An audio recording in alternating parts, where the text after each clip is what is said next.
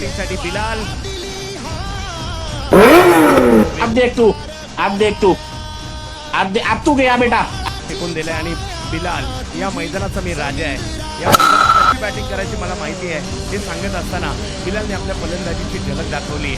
वा, पहिला बॉल, पहिल्याच बॉलवर सिक्सर. 6 big hit. आता मात्र स्लॉट मध्ये बॉल, त्याला मात्र भिरकावून दिलं गेलंय सीमारेच्या पार.